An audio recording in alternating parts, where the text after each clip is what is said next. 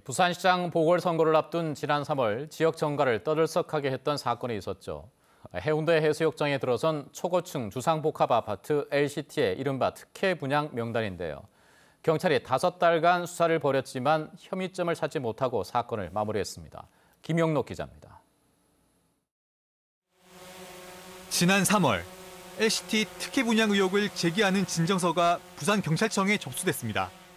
LCT 시행사가 분양 과정에서 웃돈을 주고 분양권을 사들인 뒤 지역 유력 인사에게 건넸고 계약금 대납이 있었다는 내용이었습니다. 진정인은 뇌물수수 의혹을 밝혀달라며 이른바 특혜 분양 명단도 함께 내놨습니다.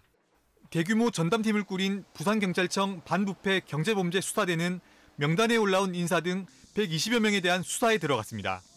이 가운데 수십여 명을 소환 조사하는 등 5개월간 수사를 이어갔습니다. 하지만 사건은 성과 없이 마무리됐습니다. 경찰은 수감 중인 LCT 시행사 이영복 회장과 전직 부산시 고위공무원 1명을 뇌물수수 혐의로 입건해 조사했지만 계약금 대납 등 혐의를 입증할 증거를 발견하지 못해 검찰에 불송치했다고 밝혔습니다. 해당 공무원은 직접 계약금을 낸 금융거래 자료를 제출하는 등 혐의를 소명한 것으로 알려졌습니다. 철저한 수사가 있었는지 의문스럽고요. 검찰과 마찬가지로 경찰 또한 이 지역 유착형 지역의 그 권력자들에 대한 비리를 제대로 수사했다고 보여지기는 힘든 것 같습니다.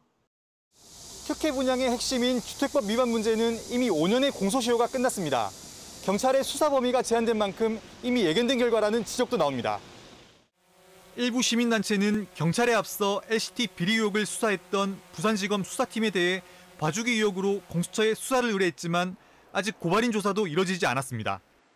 KBS 뉴스 김영록입니다.